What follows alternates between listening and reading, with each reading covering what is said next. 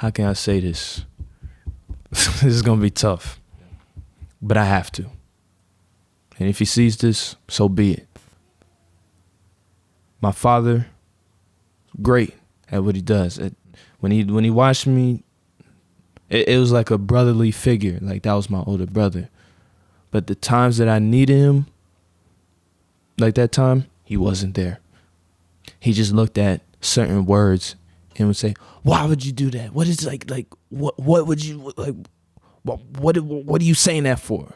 Like chastising me instead of sitting down, not controlling your blood.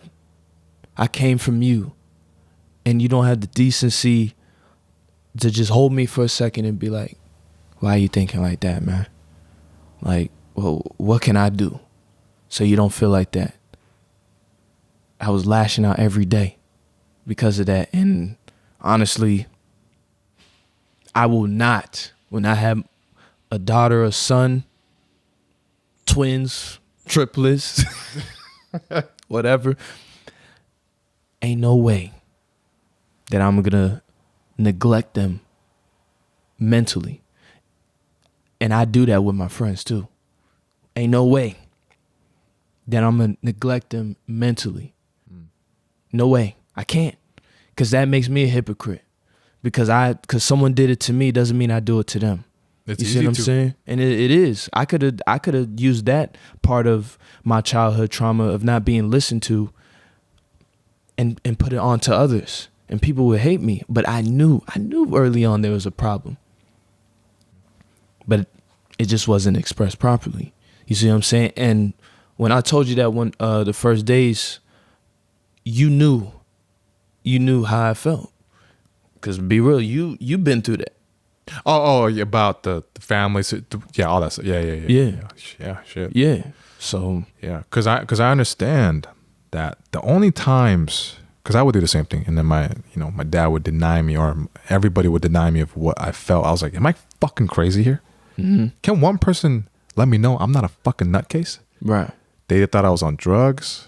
When I got older, they thought that, which I did eventually. It pushed me to get to that, right? But the only times I would get attention is when I would do something wrong. They wouldn't give me the attention that I needed when I'd say, I feel this way. I feel like this family's dysfunctional. Yeah. I feel like you get mad at me for no reason. I don't know why. Right. Where's the explanation? It's just, no, you're crazy. Like, you don't know what you're talking about. Or you deserve it. Right? So you tell yourself, I deserve that shit. The only time I deserve attention is when I do wrong or I create some kind of trouble. Yep. Yeah, a lot of these dudes that get locked up, they're just in a lot of pain. That's it. That's it. And I have homies that got locked up, and they're really sensitive people, man. Same thing. That's it. Same thing. That's fucking it. You know? It's childhood. All that shit is childhood trauma, man. Childhood. Every single one of you listening to this right now, even if you're 13, 40, 50, 60, you have childhood trauma that needs to be addressed. You have to do it. Now, it feels scary, but what's scarier is knowing that you're going to live the rest of your life, decades. Imagine that, living decades of your life in massive amounts of pain and not allowing yourself to be yourself and live in the highest quality of life you can, which just means simply being happy because you are not facing your childhood trauma. Yeah. It's a tough fucking road. Mm-hmm. You feel helpless. You may not know where to start, but there are resources out there. Even YouTube has helped me, books. The Body Keeps Score. That's a good book. That's real. There's other stuff. You can hit me up if you guys want to know. Dr. Gabor Mate, Gabor space Mate. He specializes in childhood trauma, and I would listen to like 3-hour podcasts where he's talking about this, and it really helped me. Remember I told you in those 6 months I lived off my savings, and I was just trying to not feel crazy anymore and just like figure out what the fuck, like how do I, facing my childhood trauma. That was a big part of it. So there's a bunch of things, but basically, it's never too late. Nah. And I'm glad that you came at me with that. What? the fucking that you want to like go face that shit, like you really like more, right? Yeah, because dude, everybody runs away from it. Why do people drink so much?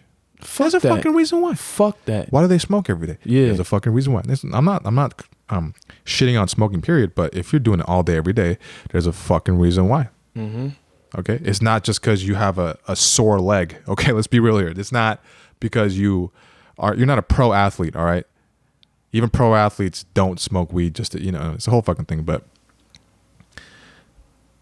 feel the shit. This ties back in with what I was saying earlier. Feel the shit. Feel it. Try to understand it, because it points in the direction that you need to go.